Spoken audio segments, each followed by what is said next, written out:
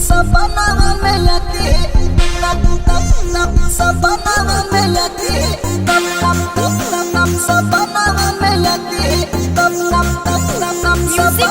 में आती है।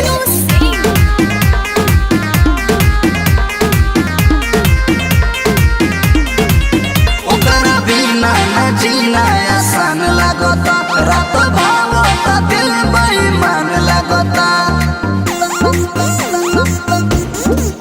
ओकरा बिना न जीना आसान लागता, रात भावता दिल बेईमान लागता। उठावा के मुस्कान हमर लेती अजन, ओकर सावर सूरत मन भाता है, भाता है।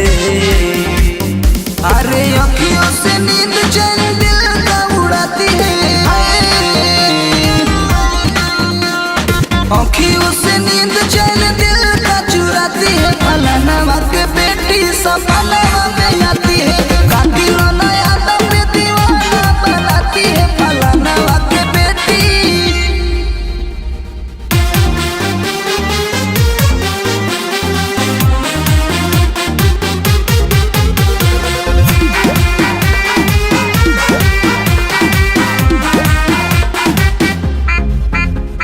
भाव बड़ी खाती है, दिल को लुभाती है, नखरे दिखा के मुझे पल पल सताती है। भाव बड़ी खाती है, दिल को लुभाती है, नखरे दिखा के मुझे पल पल सताती है। दिल भइल बा बेगाना, नइखे खुशी के ठिकाना, लभवाला ले सोना बढ़ाई रोजाना।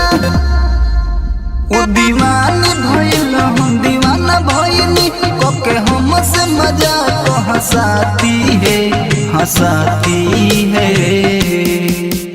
अरे अखियों से नींद चैन दिल का उड़ाती है, हाय अखियों से नींद चैन दिल का चुराती है। फलाना के बेटी सपना में आती है, कातिल नया दम पे दीवाना बनाती है। फलाना के बेटी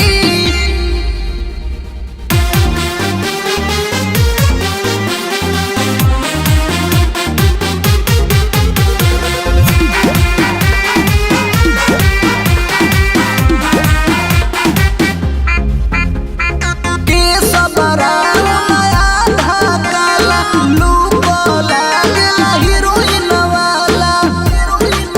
केस बराऊ नया धाकाला, लूको लागे हीरोइन वाला। उड़नी हवा में उड़ेला, देखी जियारा जुड़ाला।